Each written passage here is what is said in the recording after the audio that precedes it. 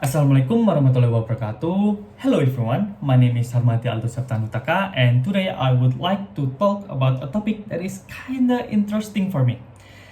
And the topic is about intrapersonal communication, and it is a part of oral communication.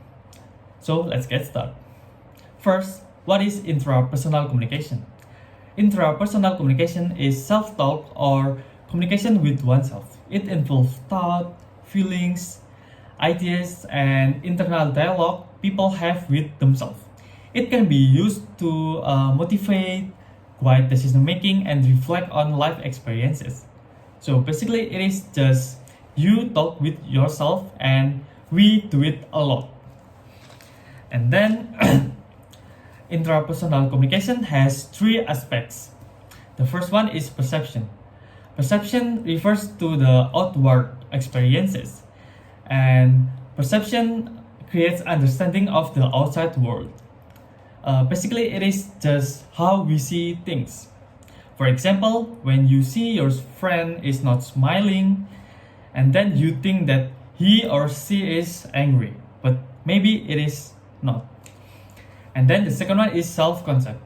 The self-concept is a general term used to refer to how someone thinks about, evaluates, or perceives themselves. So it is how we see ourselves. For example, you think that you see yourself as a kind person. And the third one is expectation. Expectations are messages about long-term goals that are focused on the future and sometimes referred to as life scripts. So it means that we hope in our future or what we expect for our future. For example, you hope that you will end or clear this school and then you get a great job. So intrapersonal communication also has three forms. The first is internal discourse. This form of interpersonal communication is done through the help of the mind and one's inner thought.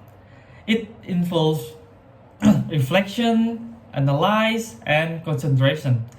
And some activities that are under this discourse is daydreaming, analyzing, praying, and also meditation or meditating. Next is solo vocal discourse. A person engaged in solo vocal discourse, which is a form of intrapersonal communication when they talk out loud to themselves. Some people use this discourse to calm their mind or a way to practice for some events. Maybe like when you be MC in some events, then you will talk with yourself in a mirror to practice. Next is solo written discourse. Solo written discourse involves writing for oneself and it is not intended for others. So basically it is just you write your daily activities in your diary book. Next, for the summary, intrapersonal communication is the verbal, written, or mental communication you have with yourself. Intrapersonal communication has three main concepts: self-concept, perception, and expectation. And intrapersonal communication can also be in three different forms. First is internal discourse, the second is verbal discourse, and the last is written discourse. So that's all for me. Thank you for your attention and thank you for listening. Wassalamualaikum warahmatullahi wabarakatuh.